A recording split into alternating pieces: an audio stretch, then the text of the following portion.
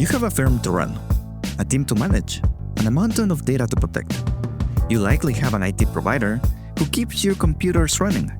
But do you have a qualified individual ensuring you stay on the right side of the law? Welcome to The Qualified Individual, the 10-minute briefing for smart accounting firms.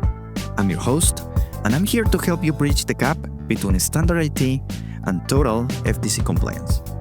Every episode, we strip away the jargon to talk about the FTC Safeguards Rule, the hidden risks your MSP is likely missing, and the strategies that protect your client data and your personal liability. So, let's grab your coffee and let's get to work.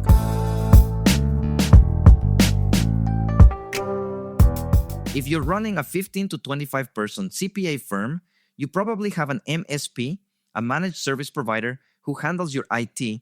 They manage your servers, your backups, your network, your security patches. They're critical to your operation. And I'm going to give you 5 questions you should ask your MSP this week. Not in an adversarial way, in a collaborative way. Because your MSP should have good answers to these questions. And if they don't, you need to know. Let me be clear about something first. Your MSP handles technical security. Firewalls, antivirus, system patches, backup infrastructure. That's their domain.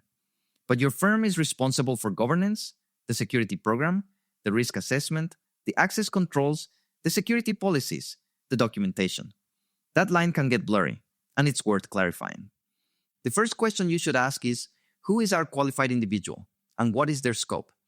The FTC Safeguards Rule requires that you designate a qualified individual responsible for overseeing your information security program. That person might be you, the managing partner. It might be an office manager. It might be an external consultant. It might be someone at your MSP. But here's where it gets important. If your MSP is your QI, you need to know exactly what they're responsible for. Are they responsible for the entire security program? Are they responsible for technical security only? Are they responsible for implementing controls or just recommending them? Ask your MSP, who is designated as our qualified individual under FTC safeguards, and what is their documented scope of responsibility? Listen carefully to the answer. If they say, that's you, the QI is the managing partner, that's accurate but puts the burden on you. That's fine, but you need to know it. If they say, we have a QI on staff who oversees this for all our clients, that's also fine, but you need to know who that person is, how many hours they spend on your firm monthly, and whether they're available for discussion. Let me tell you what a good answer looks like in practice. A good MSP will tell you something like, our senior security manager, Jane Smith, is designated as the QI for your firm. She's responsible for conducting quarterly risk assessments, performing quarterly access reviews, documenting security incidents, and recommending control improvements. You remain responsible for approving and implementing those recommendations. You should plan on a 60-minute call with Jane quarterly to review findings. A vague MSP will say, IT security is our responsibility. You don't need to worry about it. That's not accurate. You need to worry about it because you're legally responsible. A problematic MSP will say, that's not really how we think about it. We just keep your systems running. That tells you that this MSP doesn't understand the regulatory landscape that you operate in. You might need to find a new MSP, or you need to hire a consultant to be your QI. The second question is, what risk assessments have you conducted and when? The FTC Safeguards Rule requires an annual risk assessment. That's not optional. It's not if you feel like it. It's required. The risk assessment should be documented. It should identify where client data lives, what threatens it, what controls you have in place, and what gaps remain. Ask your MSP, what risk assessments have you conducted for our firm in the past 24 months? Can you provide documentation of those assessments? Listen for specificity. A good answer sounds like, we conducted a formal risk assessment on January 15th, 2025, and we're documenting the 2026 assessment now. The assessments include an inventory of all systems storing client data, identification of threats specific to your firm, a review of current controls, and specific recommendations for gaps. I can share the 2025 assessment with you by end of week. A weak answer sounds like, we do risk assessments as part of our monitoring. It's kind of ongoing. That's not good enough. You need formal, documented assessments at defined intervals. A red flag answer? We haven't done a formal risk assessment. We're always monitoring, but we haven't done a formal document. That's a compliance problem. Your firm needs this documentation. If you can't produce a risk assessment, when your cyber insurance underwriter asks, you're in trouble. When an auditor asks, you're in trouble. Let me walk you through what should actually be in that assessment.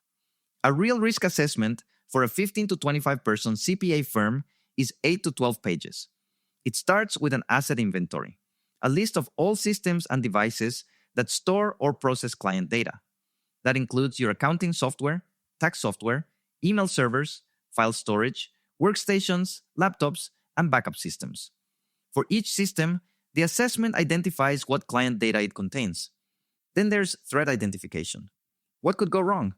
Malware, ransomware, unauthorized access, accidental deletion, vendor security failures, staff mistakes, physical theft. The assessment should be specific to your firm, not generic.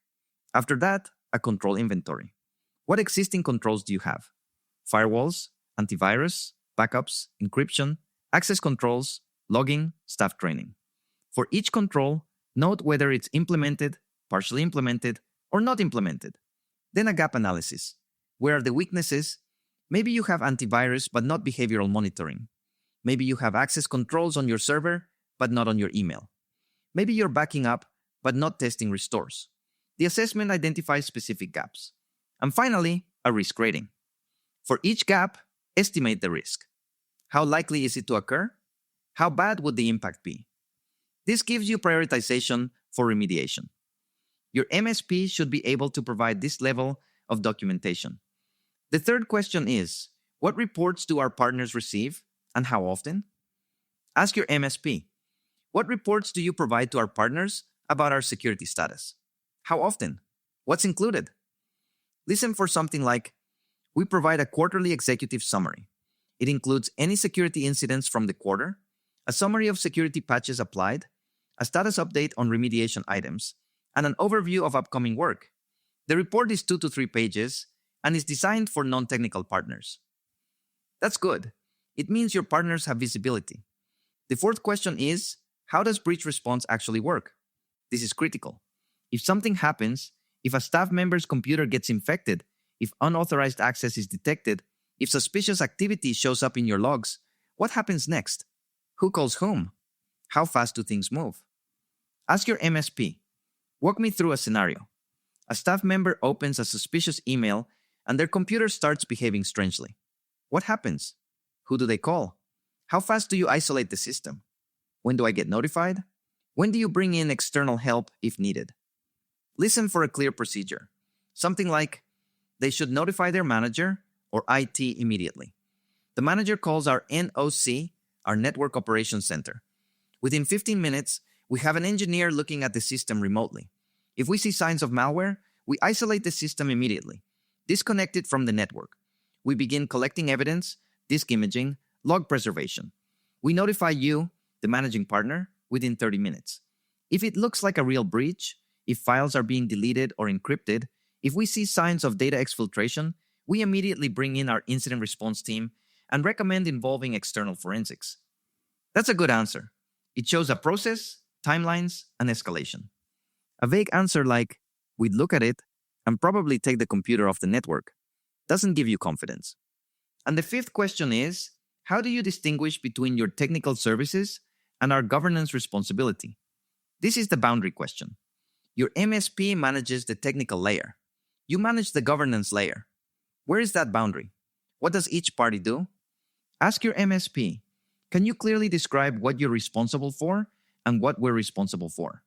How do you handle security recommendations? Do you implement them, or do we decide whether to implement them? That's it for today's episode. If what we talked about resonated with you, I'd encourage you to take the next step.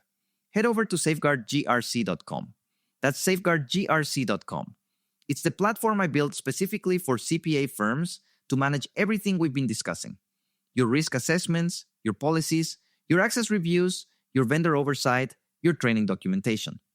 All in one place, mapped directly to the FTC Safeguards Rule and IRS Publication 4557, You don't need to figure this out alone, and you don't need to build it from scratch. Safeguard GRC walks you through it module by module, so you can get your governance program up and running without becoming a security expert. Whether you're just getting started or you're preparing for your next insurance renewal, it gives you the structure and the documentation to do it right. While you're there, check out the book, The Governance Gap, for the full picture of how CPA firms are meeting these requirements without overhauling their operations. And if you found this episode helpful, share it with a colleague. Chances are they're dealing with the same questions you are. Thanks for listening.